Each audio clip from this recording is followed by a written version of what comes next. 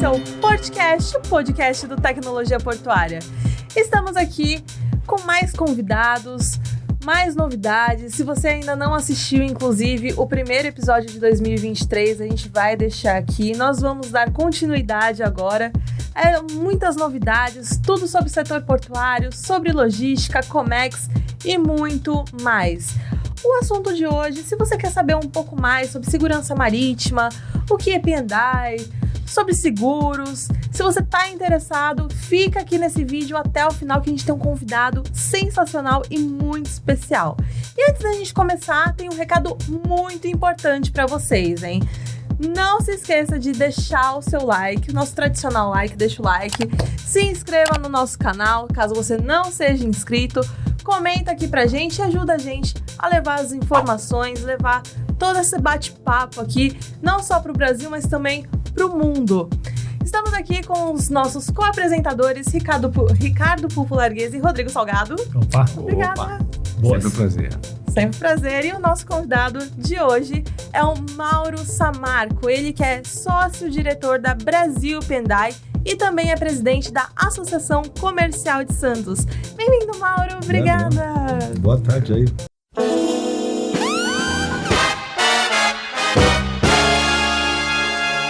Boa, todo mundo, né? Opa, São Paulino sem vergonha ganhou. Esse fim de semana. Hoje já começamos com polêmica aqui, ó. Até que enfim o São Paulo tem um time pra cascar, né? Pra você ver como o Santos tá ruim, né? O São Paulo tá horroroso, o Santos consegue tá pior, né? Tem a portuguesa agora. Tô com medo. O único que agora pode contar vantagem, então, é o Ricardo. Não tem mais nem graça de futebol agora. Todo palmeirense fala isso, né? Ai, não tem mais graça. Não, pior que não deve ter mesmo, né? Porque a diferença é muito grande. Agora a gente tá mais preocupado com jogos mais relevantes, Europa, né? Preocupado já a Europa, a nata aqui da América do Sul. O Flamengo dá jogo, né? Não faz isso que vocês vão lá tomar surra de novo. Fica aqui. Não foi surra. E detalhe, tá registrado. Tá registrado aqui pra gente. Não foi uma surra. Eles deram sorte lá também. O Chelsea deu sorte. E você, o que você acha? Comenta aqui. Foi surra ou não foi? Bom, vamos começar então. Queria que você contasse um pouco da sua experiência. Você já está no setor portuário há mais de 20 anos. Pois Conta um pouquinho aí a sua trajetória. Por quais lugares você passou? Como que você começou? A maioria que entra aqui fala, eu entrei por acaso. Como que foi pra você? O meu, eu acho que eu não tinha muita fuga, né? Eu sou de uma família que respira, né, navegação, área portuária, uma família de advogados. Até todo mundo acha que eu sou advogado, eu sou engenheiro. Eu também achava que era advogado. Não, então, qualquer dia eu vou bater na porta da OAB lá, acho que vou pedir a minha carteira. Já vai ter direito à carteirinha. Tenho direito já, né? Mas porque tem uma tradição muito forte, né? Do meu pai, meus irmãos, no escritório já só mostrar antigo, o sobrenome, né? Só mostrar o sobrenome, a OAB já... A OAB libera na hora. Então eu cresci num ambiente que a gente discutia almoço, café da manhã, jantar, o papo era os acidentes, né? Uhum. Então, e aí interessante, né? Porque o papo, lógico, de vez em quando eles falavam das questões jurídicas mais técnicas, mas mais sobre os fatos, porque cada acidente, cada fato que ocorre na navegação tem uma particularidade, né? E é sempre muito interessante, para quem é da área é apaixonante, né? Então eu cresci ouvindo muito sobre isso, e eu tinha interesse nessa área, mas pela área técnica, por isso que eu fiz engenharia, porque eu queria talvez ir para estaleiro, alguma coisa assim. E numa época também que a indústria naval no Brasil estava parada, né? Então os estaleiros, a maioria aí não estavam operando, não tinha muita oferta de mercado para isso. E aí, durante meus estudos, a gente teve aí a oportunidade de comprar uma empresa, comprar na verdade, o ativo comercial de uma empresa, né? Na área de P&I. Era Pandibra. Chamava Representações Pandibra, né? É por isso, porque eu tava comentando com ele. Tá, Brasil P&I. Só que tem gente que fala Pand. Eu falo, mas qual que tá certo? Então já tem uma história aí por trás. Eu vi que você fez aí um briefing legal, né? Brasil P&I, né? Que geralmente o pessoal... Brasil quem não é da área... e quem não é da navegação... Até gente da própria navegação, às vezes, não tem muita noção exatamente do que faz o P&I, né? Nós somos aqui, talvez, 10 empresas no Brasil que fazem isso. 2 aqui em Santos. Então, é uma coisa muito específica, né? E não é empresa. Muitas pessoas pensam que é uma empresa, né? Então, o P&I, né? O conceito, e depois tem a empresa. A empresa que fornece. Acho que, para vocês explicar aqui mais ou menos o que é. Então, galerinha, presta atenção. Agora é a Olímpica. É o corte. Agora é hora da aula, gente. Mauro, o que é P&I? No mercado de navegação, isso do século XIX, na época se negociava, né, os embarques dos navios na praça lá em Londres. Até tinha o café do Lloyd's, né, que depois de lá surgiu o Lloyd's Register, tudo que envolve o Lloyd's, né, no mercado de navegação, no mercado de seguros. E ali, então, se trocava, né, vamos fechar frete, vamos embarcar, e obviamente que se discutia também as perdas, né, porque ainda mais naquela época que você não tinha tanta tecnologia, então as perdas eram mais frequentes. E o governo britânico baixou um decreto dizendo que, instituindo lá, que apenas 2 seguradoras poderiam dar cobertura de seguros marítimos. Eram seguros mais rudimentares ainda na época, né? Mais ligados a seguro-propriedade. E o que os armadores fizeram? Porque os preços começaram a subir, né? Porque virou um monopólio de 2 empresas. Os armadores resolveram, então, se cotizar e fundar clubes onde eles pudessem dividir os riscos entre eles. Um ajudando o outro ali, praticamente. Exatamente. Não falando de seguro de carga, né? Falando de seguro de embarcação das pessoas, né? Isso aí foi progredindo, né? Hoje você tem 2 modalidades. O seguro casco e máquina, que é um seguro mais parecido com o nosso seguro automóvel. Então, houve uma colisão, esse seguro ele vai cobrir os danos ao navio, a parcela também dividida dos danos aos terceiros, um eventual problema no sistema de propulsão, quebrou a máquina do navio, quebrou um leme. Se não envolveu terceiros, isso é um problema do seguro casco e máquina, que é o seguro Hull and Machinery. O seguro P&I é para qualquer evento que envolva terceiros. Então você imagina que você tem um casco, aí lá dentro você vai colocou tripulação é um terceiro que está ali dentro, colocou a carga, colocou o bunker, né? Colocou o combustível, qualquer coisa que envolva isso, então a poluição, ambiente, se o navio eventualmente ele bater numa barreira de corais, então houve um impacto ambiental, o clube de P&I está lá para dar proteção a isso. E o legal é isso, né, que a gestão é feita pelos armadores, sem fins lucrativos. Então, toda a arrecadação que tem com os prêmios que são pagos, como é aquele valor de seguro que a gente paga, isso serve para cobrir as despesas administrativas desses clubes de P&I, né? Lógico que eles têm que ter reservas financeiras, tudo, eles têm que comprar resseguro no mercado para poder ter uma cobertura ampla, e é uma estrutura bem enxuta. E eles usam serviços de terceiros no mundo inteiro, não tem como eles terem escritórios em todos os portos do mundo, e eles precisam estar dando cobertura. Como se fosse uma franquia ou não tem nada a ver? Tem franquia, né? Então, assim, quando tem um evento, o armador, ele, de acordo com... ele vai pagar lá uma franquia inicial, o restante... Eu digo franquia, a estrutura do clube, assim, a estrutura das empresas que prestam serviço, as empresas que eles terceirizam. Não, eles têm os correspondentes que são pré-selecionados, né? Porque o correspondente, ele precisa ter...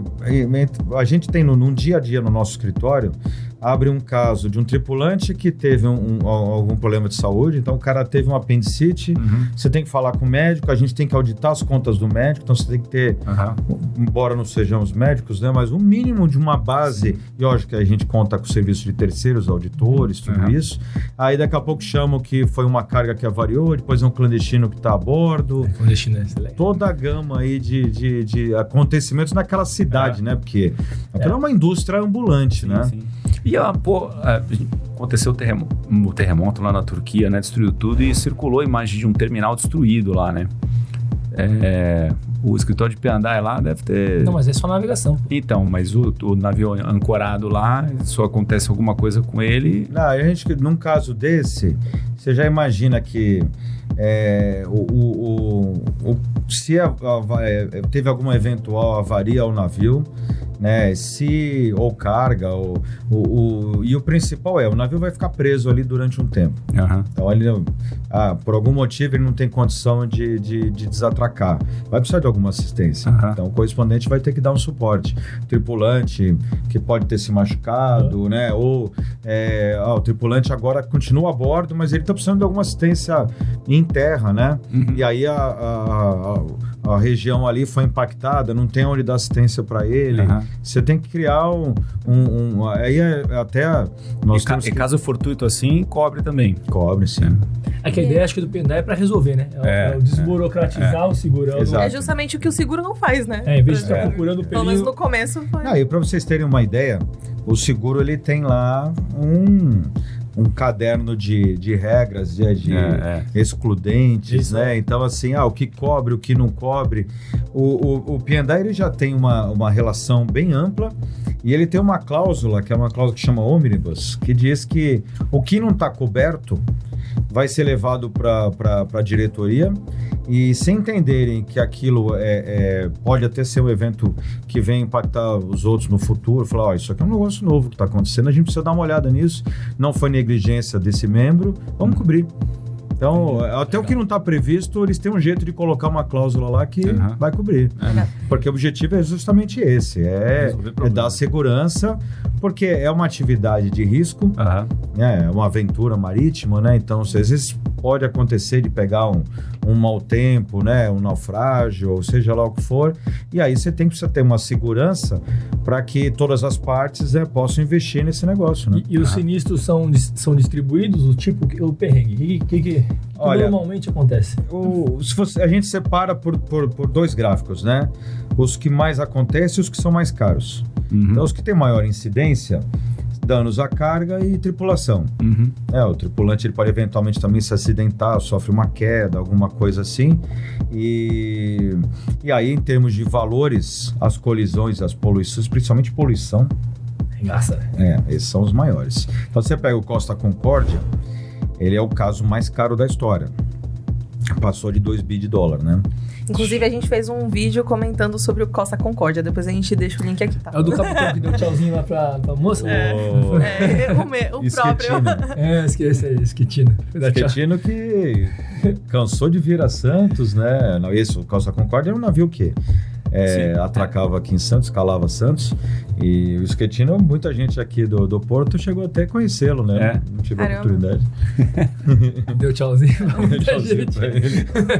Depois vazou, né? Deixou naufragando e foi embora, né? Mas você vê, como é que você consegue ter uma estrutura que consiga comportar, né, incidentes desse montante, né? Uhum. A cobertura passa dos 4 bilhões, né? Então, quando você tem um incidente que envolva que aí tem dentro do Hyundai, os clubes que têm o sistema de pool, que eles formam uma associação e eles dividem riscos entre os clubes também, são 12 clubes que fazem isso. E eles cobrem 90% da frota mundial de navios. Caramba! De tanque ainda passa isso, acho que de tanque dá 95%. Caramba! E tem uma parcela que é o mercado comercial, que são empresas que vendem apólices similares, mas em limites de cobertura bem inferiores, que cobrem o resto aí da frota mundial. Então, quando acontece um incidente que é coberto por um desses clubes, vai ser resolvido. Não é o que aconteceu quando teve aquele navio de bois lá em Belém. Você lembra disso? Não, de bois. O Aidar, se puxar aí, mais um vídeo pra você colocar interessante. Vou anotar aqui já, gente. Esse navio, você tem aqui, a gente lembra em Santos, quando estava embarcando aqueles bois, o pessoal reclama do cheiro e tal. Teve aquela polêmica toda. É uma operação comum, segura, né, e aprovada pelas autoridades. Mas houve algum problema. Não sei dizer qual foi, não estava envolvido no processo. Pô, acho que eu vi isso, que os animais que eram todos no mar lá. Isso. Eu vi. O navio ele tombou, né? E aí carga viva, né? Os animais morreram e tal. Então, aí teve uma operação inicial para retirar o óleo do navio para aquilo não poluir, o que dava para remover ali da carga, tudo isso, né? Só que era uma seguradora, né, que não era do clube, não era um clube de Piandá e tudo. Ela cobriu até o limite. Mas é isso aí, você tem uma pólice, chegou no limite, acabou aquela cobertura. Momento, né? E o navio, isso aconteceu há mais de 5 anos. Acho que bem mais de 5 anos até. O navio está até hoje lá no pier, lá em Barcarena. Então tem um dos berços lá do porto que não opera porque tem um navio lá do lado. Não responsabilizam a dona do navio, o armador? Tá, uma empresa estrangeira, e aí o governo brasileiro, de alguma forma, acho que não conseguiu recuperar isso. Caramba. E fica o prejuízo. Então, a importância de que se opere, né? Então, os navios que são cobertos aí pelos clubes, né, do International Group e tudo isso. E só para o pessoal também acompanhar, a produção me deu o celular. Aqui quem sabe faz ao vivo, aqui é muito rápido. Quando produção muito eficiente. Foi em 2016. Aí tá escrito aqui, né, naufrágio de navio com 5.000 bois vivos em Barcarena. Não, foi em 2015 então, porque nessa matéria completava 1 ano. Sim. E os animais contaminam um monte milhares de bois. Na verdade, eles viraram carcaça, né? Os peixes comeram tudo. Então os peixes ficaram tudo gordinhos. Alimentados. Porque vocês têm lá também a Bowline. A Bowline, ela trabalha... Você presta com uma consultoria de como que é? Perícia? Que vocês fazem? Então... Mas é dentro da Brasil? Não, é uma empresa independente. Vamos mostrar a cadeia, né? Como correspondente de P&I, a gente demanda muito serviço.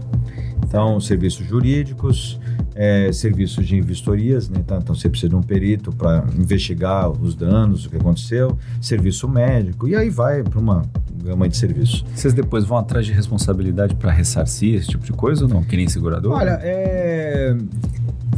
também, mas em geral nós somos o lado contrário, né? A gente está lá para mitigar as perdas e fazer a liquidação. Então, assim, teve a colisão do navio o Cap San Antônio que bateu na balsa. Você deve ter recebido o WhatsApp lá no dia que aconteceu e tal.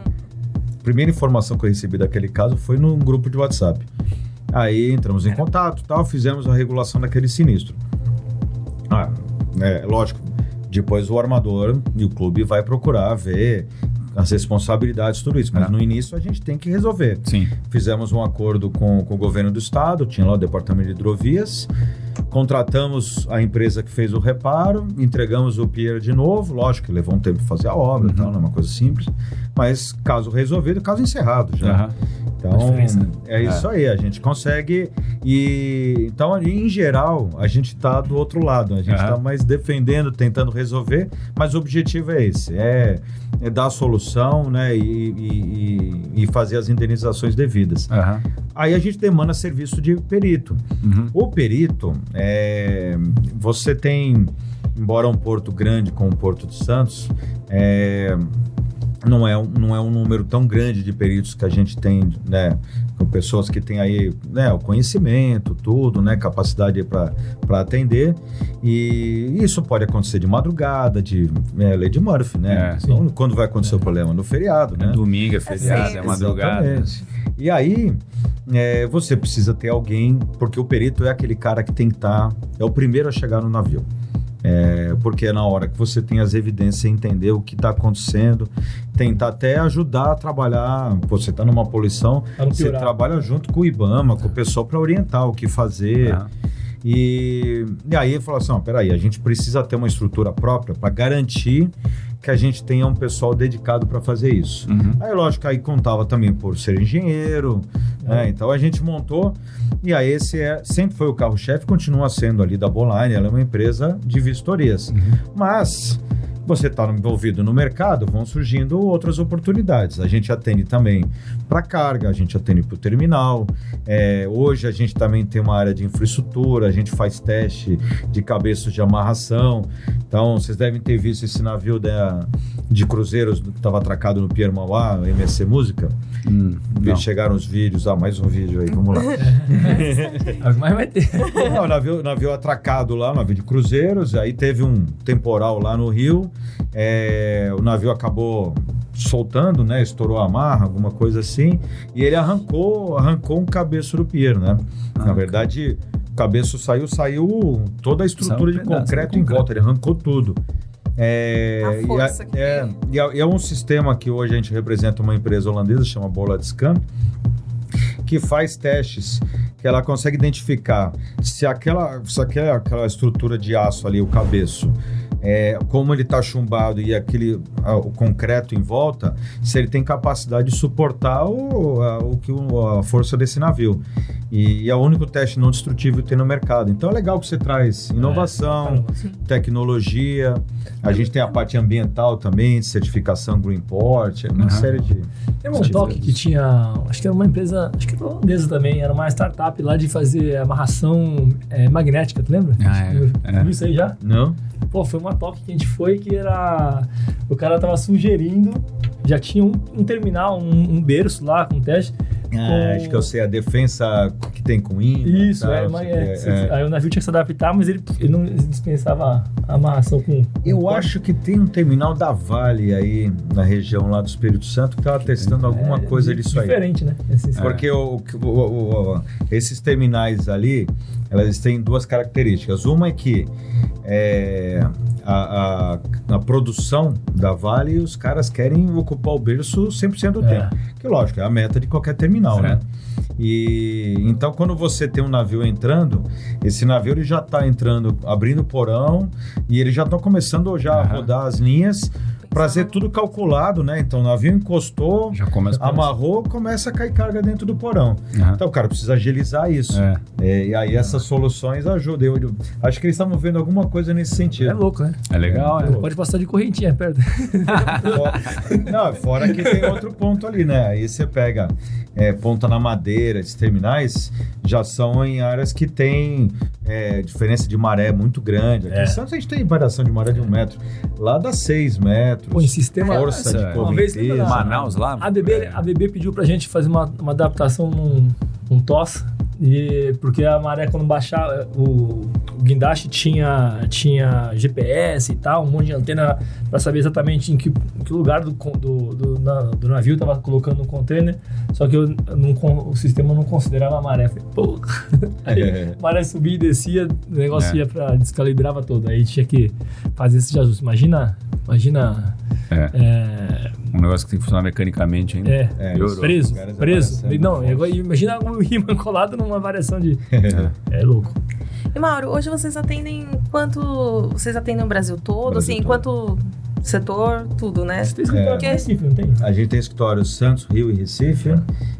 A gente tem uma base também de apoio em Belém. Mas atende o Brasil inteiro. E a gente tava dando uma olhada, assim, no site também. Stalker. FBI aqui, gente. Eu tava vendo no próprio mapa mostra uma parte Brasil Pendai e a outra Unimar Office. Qual que seria? A Unimar é uma agência de navegação com matriz aqui em Santos, né? A Unimar Agenciamentos. E o que a gente precisa? Como correspondente, então, um determinado clube de Pendai me acionou, né, para prestar um serviço num porto onde eu não tenho escritório, vamos dizer, em Manaus. E aí, o que a gente fazia no passado? Aconteceu até um caso de clandestinos. Então, eu tinha 2 clandestinos. Já teve muito aqui em Santos. Teve uma época, assim, teve um ano que teve, acho que 2005, Deve ter tido mais de 100 aqui em Santos. Então, eu lembro, né, do sistema lá, era direto, quando a gente tava lá, só ficava de orelha em pé, assim, mais um, outro. É aquele cara que aproveita lá, se esconde a bordo do navio e tal, em geral, nem tanto para conseguir uma vida melhor, mas o cara fica um pouco aqui e vai voltar pro país dele. Nem pede asilo. Pra passear. Passear, ganhar umas roupas, alguma coisa assim. Cruzeiro. E aí na hora que você precisa, fala, pô, eu preciso de alguém em determinado porto, aí quem eu chamava? Eu chamava a gente tem contato com os advogados, com os peritos. Aí o advogado, poxa, até porque advogado, né, geralmente o honorário é mais caro, né? Não dá para usar o advogado para serviços mais básicos, né? Mas mesmo o perito, ele também tem as atividades dele e aí você pega um cara que, pô, a vida dele é ir a bordo, fazer uma investigação, analisar uma carga, um cara que, pô, engenheiro, sei lá, super técnico, aí você vira para ele e fala, cara, vai lá na pousada e vê se o cara tá precisando lá, e você chega na falar clandestino, o cara tá reclamando que a cama não é boa, a comida não é legal, que a TV não é internacional, ele não entende o que estão falando na televisão, aí tem que explicar que não é férias, né, que a gente tá dando conforto, né, enquanto o processo não é resolvido ali, mas espera lá, né, também não vamos colocar no hotel 5 estrelas. Um suquinho de laranja também, querido. Tem um limite do que, mas assim, é um serviço meio que até de babá, né, você tem que ficar ali naquele dia a dia, dando suporte pra pessoa e tal, e aí você tá tirando o cara de um ambiente que não é dele, e aí em alguns casos o próprio perito virava assim e falava, cara, poxa, não quero fazer isso, né, não é comigo. Então o que a gente identificou? Poxa, uma empresa que nós temos uma afinidade, que é uma empresa que é certificada pela Trace, com as políticas anticorrupção, anti-bribery, como correspondente de P&I, a maior parte dos clubes são ingleses, a gente tem que assinar lá que nós estamos lá de acordo com a lei anticorrupção britânica, tudo isso, a lei que, lógico, já é um princípio de ética, né, das leis também do nosso país, mas eu acho que dá uma segurança a mais, fora a certificação que eles têm de ISO, de FONASBA, então assim, é uma baita de uma empresa, eles têm escritórios nos principais portos do Brasil, então aonde a gente não tem um pessoal próprio, a gente conta com o suporte deles. Então eles trabalham a nosso serviço, eles prestam serviço para nós. Não tem sociedade, né? São empresas independentes. Ele é um prestador de serviço, a gente coloca lá os dados para que o armador, quando está a bordo, mostra a capilaridade, e para o comandante, quando ele está a bordo, ele fala, cara, preciso de uma força aqui em Salvador. Pô, legal, Salvador, Brasil, P&I não tá, mas ele fala, pô, tem o telefone aqui da Unimar, liga lá que eles vão atender em nosso nome. Legal. E você estava falando de caso aí, então, tem mais algum que você lembre, que te marque, assim? Você deve ter história pra caramba, para. A gente já descobriu aqui que ser clandestino é um bom negócio, né? Aquela música lá que dizia que entrou de gaiato no navio, entrou pelo cano, já vimos que não é assim. Você vai de clandestino, te tratam bem. Não, o clandestino... E ele acaba virando... Muitos deles fazem isso como uma profissão, né? É mesmo? Então os caras voltam com frequência. Eu tava em Pecém na segunda-feira da semana passada. Caraca, tem reincidências? O mesmo cara fica... Sim. É tipo o trombadinho, o ladrãozinho de corrente. Uma vez aconteceu aqui em Santos. Quando o navio atraca... as autoridades já estão comunicadas, né? Então a Polícia Federal, atrás do NEPOM, né, o Núcleo de Polícia Marítima, vai a bordo, que até já é praxe, né? Eles vão a bordo para ver documentação na tripulação, tudo, aí a gente já pede apoio para poder desembarcar o clandestino. Aí subi a escada com o agente da Federal, encontrei o clandestino, Mauro!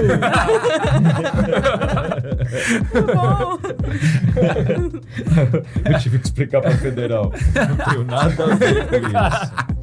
O cara voltou por vontade própria. Não é meu amigo, não tem nenhuma relação. Não tem nada a ver com Mas porque esses agora de Pecém eram 9. Então a gente chegou lá, os caras estavam no leme do navio e aí desembarcaram tudo. Aí o próprio pessoal da Federal lá falou assim, não, esses aqui, ó, tem 4, você pode ter certeza que esses caras já tiveram aqui. Aí, pelo nome e tudo, puxaram lá na ficha, já viram que realmente eram reincidentes.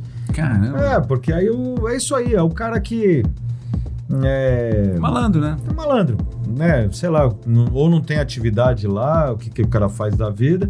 Aí o cara se enfia no navio, o cara chega aqui com a roupa do corpo, tá? Você tem que dar um mínimo, né, de assistência ali. A gente compra a roupa, deixa ele no local, né, que seja no mínimo adequado, né, para o cara poder até documentar e mandar embora. E aí você tem que colocar ele no avião e voltar para o país dele. Da volta de avião. Devia voltar no Leme. Volta no Leme. Agora é só voltar no Leme. Já que você veio, vai. Então, aí vem os casos, né? Conta. A gente já teve caso que o clandestino desembarcou, ele tem que voltar para o país dele. Qualquer meio de transporte. Tem algum país que é o mais frequente? Então, na época que a gente tinha aqui os embarques de açúcar ensacado, esses navios, eles vinham no lastro, né? Vinham vazios da costa oeste da África para o Brasil. Então, Nigéria, Camarões, Congo, Senegal, vinha um monte desses clandestinos. Porque era um trade que havia, né, entre os caras, o navio só cruzava o Atlântico, aí eles se enfiavam no navio e desciam aqui.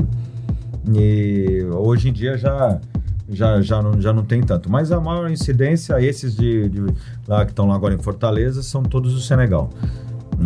Mas aí, assim, legal, veio um navio, desembarcou os clandestinos, aí o armador avisou, olha, eu tenho um outro navio que está indo para Santos, esse navio ele vai para a África. Aí fizemos lá o trâmite todo de embarque, autorização, Polícia Federal e tal, vamos colocar o cara a bordo do navio. A hora que ele viu que ele ia voltar de navio, aí o cara faz de tudo, né?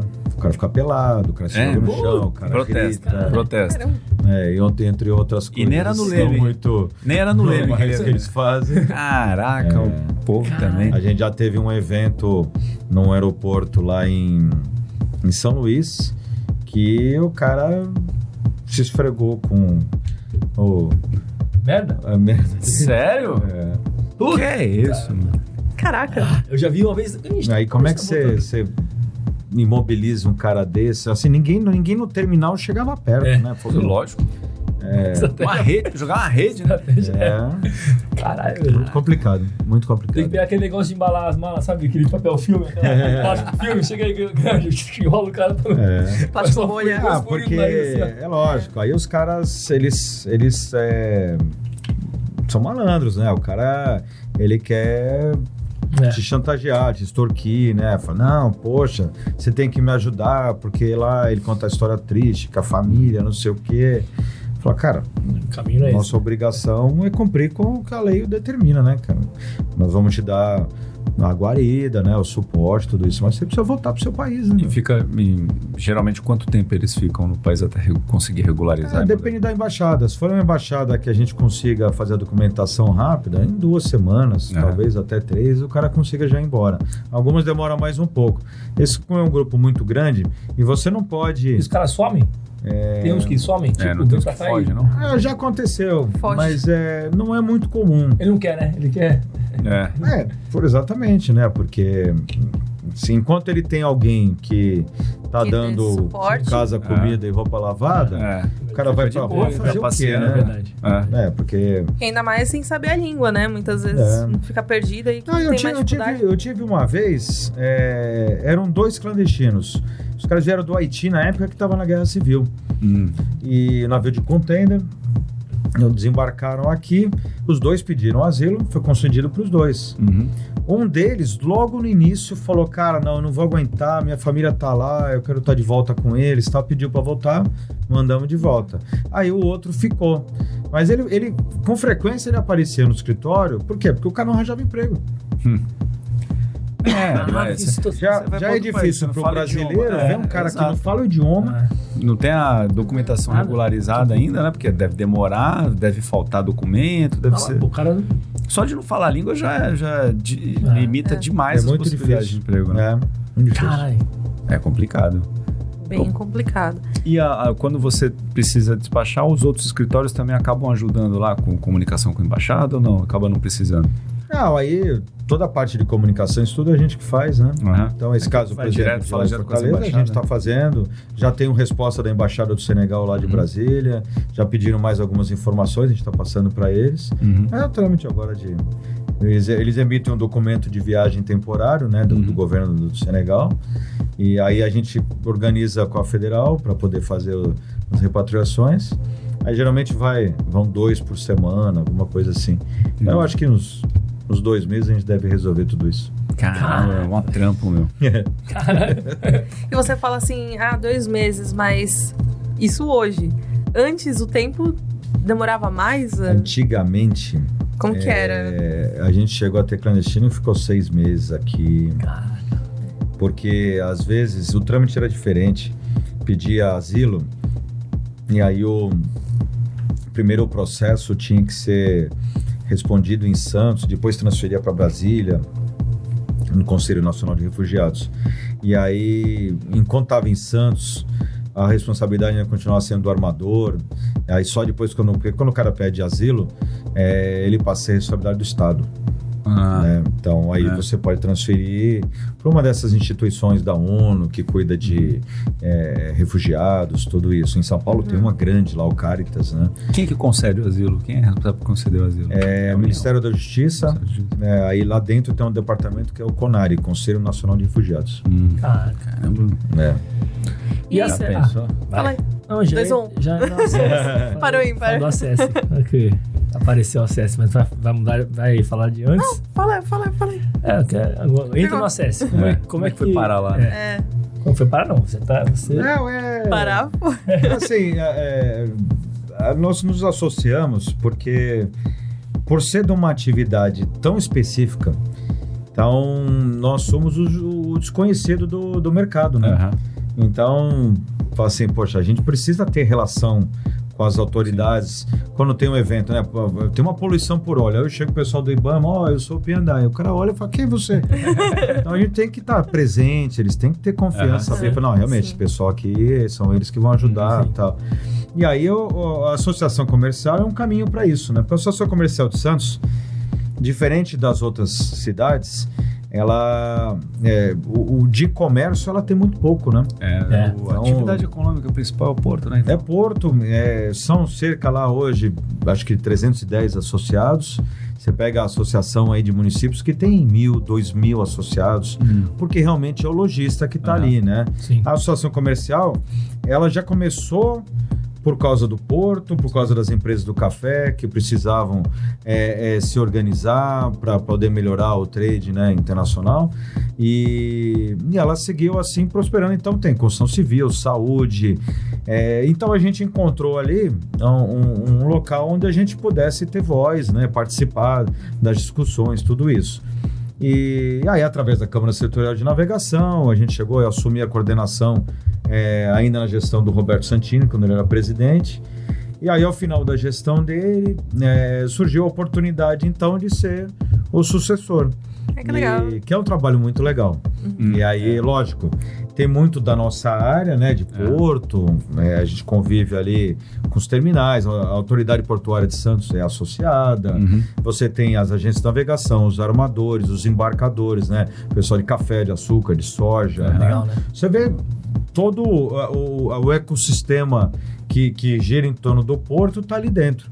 E fora as outras atividades da cidade. Aí você olha a história da associação, tudo que foi feito ali dentro, a construção do Teatro Guarani, né, do Museu do Café, até os canais, Saturnino de Brito, tudo isso, tudo muito foi discutido ali dentro, né? E, então, ela é ela faz parte já da história, né? Faz parte da história da cidade.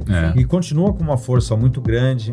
Então, eu acho que para uma cidade que a gente precisa gerar novos negócios, novas oportunidades, né? Poxa, enquanto quem não tem aqui parentes, amigos e tal, que foram estudar fora, não voltaram porque não tinha oportunidade aqui, a área de vocês de tecnologia, inovação. Pô, Santos pode ser um hub de inovação, né? Não só do Brasil, né? E aí eu acho que a associação tem essa força para conseguir, junto com o poder público, desenvolver essas ações. Então, é um trabalho é fantástico lá, vale muito a pena. Você entrou em 2020, assumiu? Eu assumi uma semana antes da pandemia. Eu ia falar da pandemia. Que bom. Tempo exato. Uma semana. Timing. Antes. Como que foi pra vocês, assim? Pra você lidar com isso, pegou já um BO. Pois é. É interessante porque eu participava da associação, mas através da Câmara Setorial, não da diretoria. Então, falei assim, pô, legal, né? Vamos Qual lá. Câmara Setorial? Navegação. Segurar de navegação. Legal. E aí, pô, ok, né? Vamos entender, né? A gestão, né, da associação, tudo isso e tal. E aí entra uma bomba dessa, né? Caramba. E aí Bota a bomba. já começou, e aí demanda da prefeitura. Fala, gente, vê o que vocês podem ajudar. A gente precisa, primeiro, juntar as empresas, porque a gente precisa melhorar a infraestrutura hospitalar. Então precisava criar aqueles hospitais lá de campanha, tudo isso e tal. E aí você precisava realmente falar com as construtoras, falar, cara, precisa de mão de obra, de material para terminar o PS da Zona Leste e tal, a gente correndo com isso. Depois, os insumos. Pô, precisa de oxigênio, precisa de máscara, precisa de álcool gel. Caraca. Né? Aí, campanha de cesta básica. Pô, as famílias que não estão trabalhando, o pessoal tá passando necessidade. Aí o Fundo Solidariedade, pô, já ajuda. Aí, campanha com os empresários para ajudar. Aí, a questão depois lá dos testes, das vacinas, né? As instruções para a atividade portuária não parou, dá suporte para você ter segurança para os trabalhadores. Que foram, inclusive, um público prioritário também, né? Nas filas aí, justamente por não parar. Porque eles estavam expostos, né? O navio vem, pessoal estrangeiro, o pessoal de bordo não estava podendo desembarcar. Então, o tripulante que ele fica ali num contrato, dependendo da nacionalidade dele, no máximo 6 meses a bordo, os caras estavam 1 ano a bordo, 9 meses. Então, aumentou muito o índice de ataque cardíaco, de AVC dos tripulantes. Os caras começam a ficar doentes, né? Estresse, tudo isso. Caramba. Então foi uma fase... Clandestino parou durante essa... Um problema foi eliminado. E agora, assim, muitos comércios fecharam durante esse tempo, ao mesmo tempo, muitos abriram também, né? Justamente por muita gente ter ficado desempregada, acabou arrumando seu próprio negócio e tudo mais. E eu queria saber como é que agora tá o processo de retorno nesse pós-pandemia, como que tá as ações da associação, o que vocês têm feito? Na parte do comércio, nós temos lá o Grupo Mendes, né? Então, a gente olha bastante, né, a questão de como é que tá, e é um negócio, né, uma atividade importante da nossa cidade, né? Poxa, do shopping, tudo que gera em torno ali de todo aquele complexo, né, que eles têm. O próprio Gustavo da Acta Mortos, também é nosso associado. O Gustavo acho que é um grande exemplo, né, de um cara que tem comércio na veia, né, começou acho que com 16 anos, e de como ele conseguiu vencer a pandemia e aumentar ainda, né? Ele ainda ampliou, pegou outras marcas, né? Então, o que a gente faz através da FACESP, né, que é a Federação das Associações, que aí já está algum trabalho totalmente ligado a isso, tem as linhas de crédito, tem trabalho com o Sebrae, dar o suporte através disso, capacitação e linha de crédito, né, para poder ajudar quem está precisando ali crescer, né? Então quem quiser, inclusive, pode procurar vocês. Sim, com certeza. Se alguém quiser, viu, galera? Se alguém estiver assistindo, tem algum interesse, tem alguma dúvida, procura a Associação Comercial. Que a gente até deixa o site também. Qual que é o requisito, né? Vocês têm algum pré-requisito para se associar? Não. Como funciona? Qualquer Tem que ser uma empresa estabelecida em Santos. Tem que ser uma empresa. Não. Ah, não? Nós temos vários associados de fora. A gente era de São Vicente, lembra? É verdade. A gente era de São Vicente. Agora... A gente não tava aqui ainda. Não, quando a gente era de São Vicente que a gente estava associado. Depois foi pra Praia Grande, que eu acho que continuou também. E tem umas ações lá de de inovação, né? De startup. Sim. Que vocês apoiam? Alguma interna? Eu sei de algumas que vocês apoiam com o Sebrae, mas tem alguma interna? Nós temos a Câmara de Inovação e Tecnologia, né? Que até o pessoal organizou um summit lá junto com a IBM, né? De computação quântica. Então tem algumas ações. O que é o projeto agora, né? O grande projeto que a gente está trabalhando é a criação da rede colaborativa. Hoje a gente teve uma reunião com a Fundação Dom Cabral, está fazendo um estudo para nós.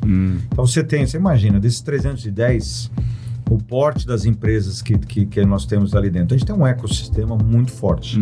E aí a gente precisa, então, criar uma troca, né, de serviços, de oportunidades, né, para mitigar riscos, né, para diminuir custos.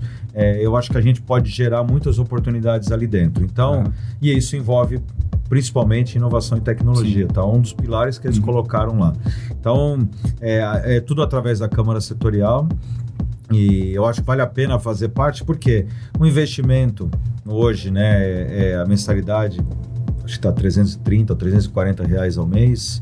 Então não é nada que pese no orçamento, né? Mas é a oportunidade de você estar dentro daquele ambiente e de você poder estar junto com grandes empresas da nossa região, né? A experiência que você vai ter, no caso, a pessoa que quiser se associar é muito maior do que a taxa se torna simbólica. Ah, sim. E aí esse é o nosso trabalho, né? Então, assim, quando a gente assumiu, eu falei, legal. A associação, ela tem uma história muito rica, ela tinha uma prestação de serviço importante para o mercado, por isso tem muita empresa de fora. Nós emitimos certificados de origem. Então, os exportadores de café, principalmente proteína animal, né? O nosso maior cliente é a Satel, né? Que embarca a frango, carne, tudo isso. Então, nós emitimos os certificados e a associação, basicamente, ela estava... O associado, ele tem um desconto, né? Por isso que é o benefício das empresas que nem é daqui se associa para poder ter o desconto no certificado, e que é a nossa grande receita, né?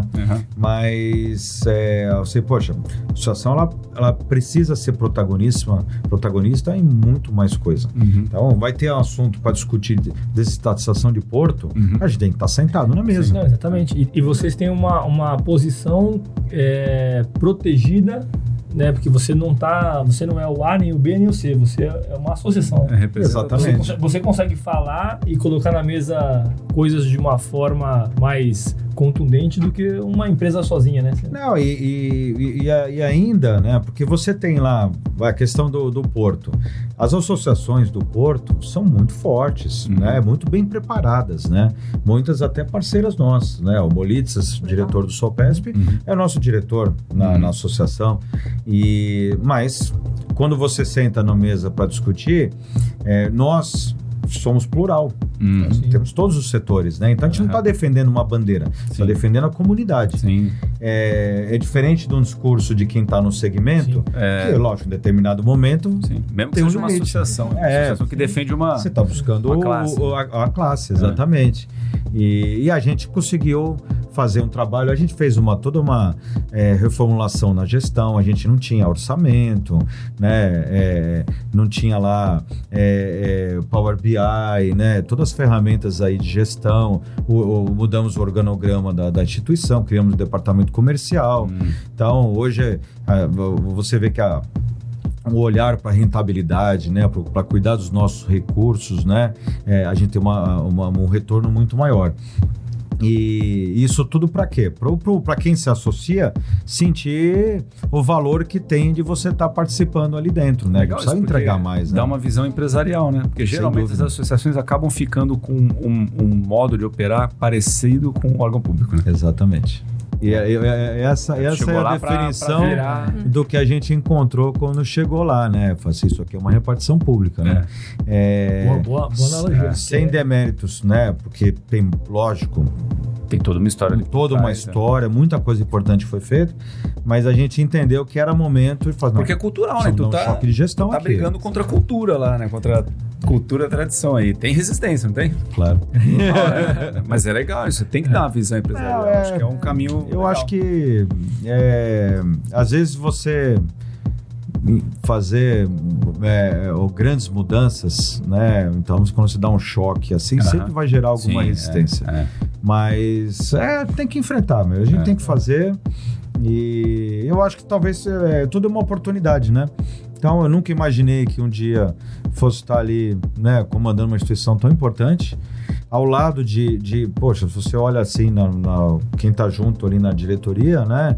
Só nome de peso lá. Poxa, só nome de peso, né?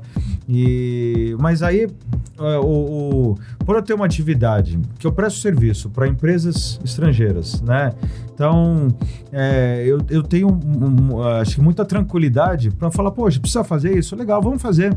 Ah, mas será que não vai causar, talvez, algum desconforto com algum lado? Cara, se é o melhor para a associação, vamos fazer. Para mim, não vai me atingir em nada. Eu trabalho com desconforto, né? Essa é boa. O meu negócio é o desconforto. Adoro o problema, né? Meu problema é meu business.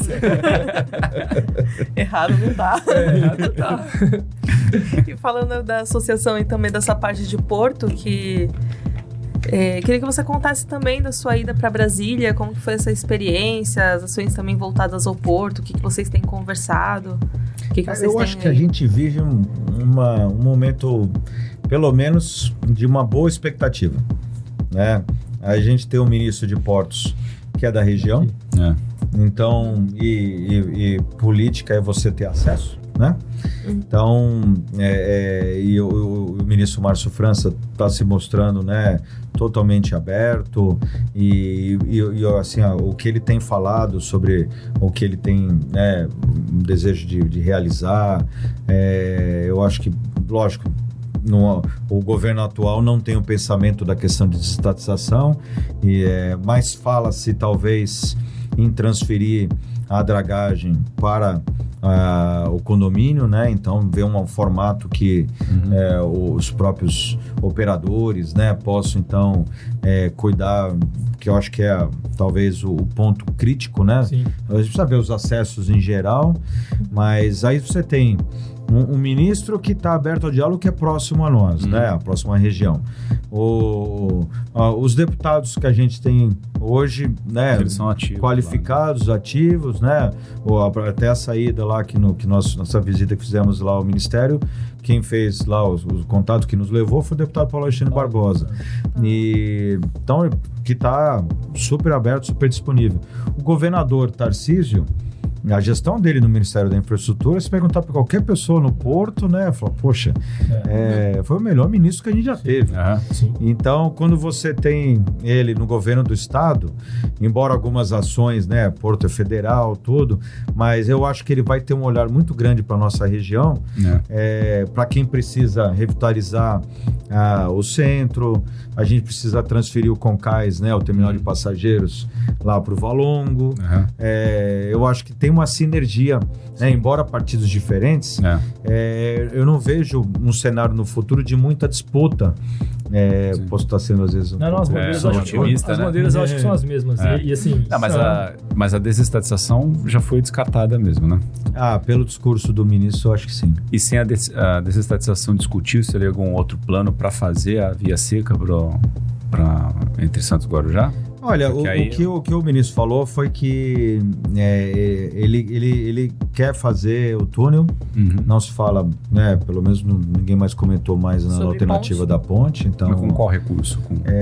Ele comentou sobre utilizar o recurso que tem em caixa na SPA. Que não atende o valor completo, né? Então, parece que tem algo em torno de 2 bilhões no caixa da SPA. E o túnel, a obra passa de 3 bi, né? Então, mas você já tem aí uma parte. Um bom start, né? E aí, lógico, qual vai ser o modelo de concessão? A empresa que vai explorar talvez possa fazer o aporte do restante. Sim. E aí, até por coincidência, no dia que a gente estava lá, ele falou, poxa, acabou de sair aí uma aprovação tudo do aeroporto. Depois saiu, né, as notícias aí na mídia. Então você vê, né, poxa, se concretizar o aeroporto, já vai licitar. conseguir ter o túnel, né, de acesso, o ganho que a gente vai ter aqui, né? Então, eu acho que a gente voltou bem otimista lá de Brasília, um momento excelente. Legal. Isso é bom. E até para reforçar também, né, o que a gente fala tanto aqui em tantos episódios que a gente já teve do podcast, de colocar em prática a relação Porto-Cidade, porque a gente sempre fala aqui, sempre bate nessa tecla, mas precisa realmente sair do papel, né? E às vezes não depende de nós, não depende só da associação, é muita coisa. Não, mas é uma coisa interessante, né? Hoje eu almocei com o secretário Bruno Landi de Portos, né? Que a secretaria dele está cuidando de emprego também.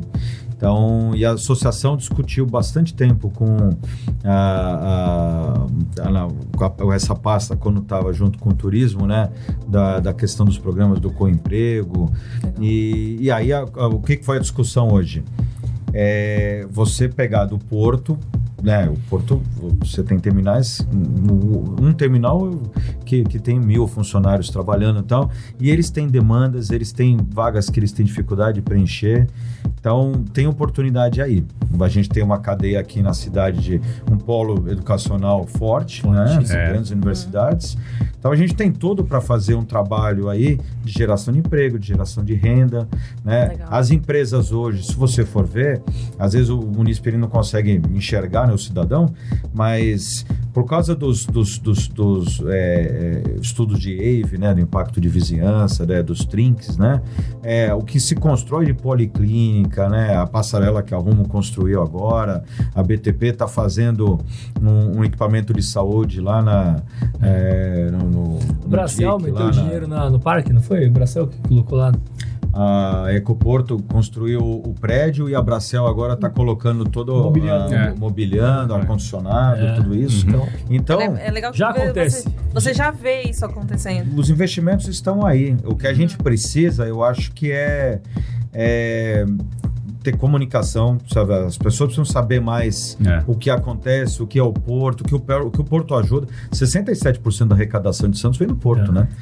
Então, assim, a gente respira Porto, a gente vive até com o Porto. Batão também, meu pai. É igualzinho mesmo. Então, lógico, a gente precisa mitigar os impactos, né? Então, ninguém gosta de ter um caminhão na sua rua, né? Às vezes, a questão da Ponta da Praia já melhorou muito, mas precisa ficar sempre de olho a questão da poluição, né? Dos particulados e tal. Mas a gente precisa olhar o Porto como um presente que a gente tem aqui, uma oportunidade. E às vezes o discurso local é sempre de caramba, né? Putz, isso aqui só polui, só faz barulho, não sei o quê. Acho que ficaria melhor sem ele, né? Não é, a gente ia virar uma vila, né? Uma tremenda ilusão, E nesse tempo que você já trabalha, não só a associação, mas nesse setor mesmo, você percebe que isso tem melhorado? Que não só das obras que você comentou e tal, mas de ouvir das pessoas mesmo. Você sentir que isso tem se tornado um pouco mais positivo? Eu acho que a gente vive uma realidade agora muito mais profissional, né? Então, se você olhar o próprio Porto, o nível dos terminais que a gente tem hoje, agora esses de celulose, né, que estão construindo a Dourada, acho que inaugura em maio. Então houve uma evolução muito grande. Você vê as operações de uma BTP, né? Sim. DP World, Santos Brasil. Então a própria gestão da SPA se modernizou. E aí acho que isso tudo caminha.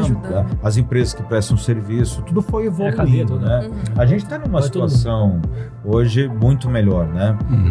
Mas ainda tem muita coisa para fazer, sem dúvida, né? Eu acho que a gente pode se beneficiar muito mais ainda dessa relação.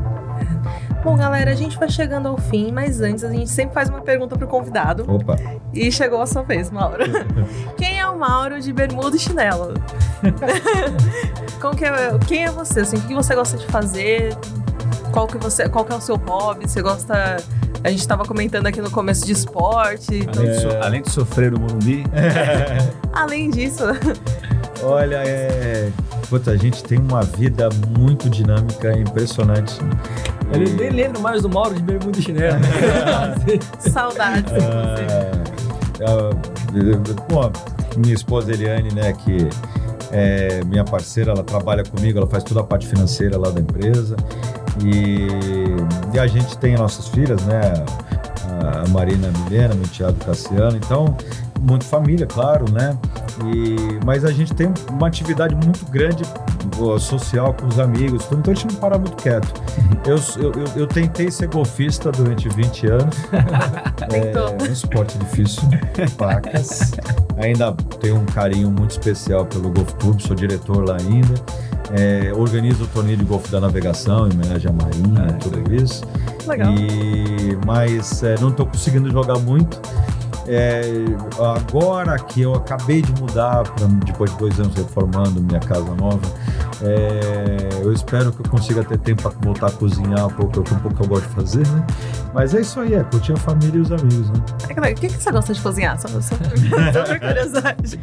Peixe. Eu prefiro frutos No mar, tem que ser, né? Assim, a gente faz massa em casa, né? Então, e aí é legal porque é uma brincadeira com as filhas, né? De ficar abrindo macarrão, aquele negócio todo. Tem uma união ali, né? Um momento família, um evento, legal. E aí é isso aí, faz um macarrão com frutos do mar que não tem o que errar, né? Bom, é isso, gente. Muito obrigada, Mauro, por aceitar o nosso convite, por estar aqui hoje. Obrigado. Foi um prazer receber você. Rodrigo, Ricardo, até a próxima. Até a próxima. Valeu. Bom, galera, a gente vai ficando por aqui, agradecendo novamente todos vocês por estarem aqui. Antes da gente se despedir, deixar também um recado muito importante, que nem eu falei no começo, hein? Não se esqueça de se inscrever no nosso canal, já deixar o like, compartilhar esse vídeo pra família, pros amigos. Se você gostou desse assunto também, alguém que possa se interessar. E a gente vai ficando por aqui. Muito obrigada pela companhia. Até a próxima. Tchau, tchau, galera. Falou. Tchau, gente. Tchau.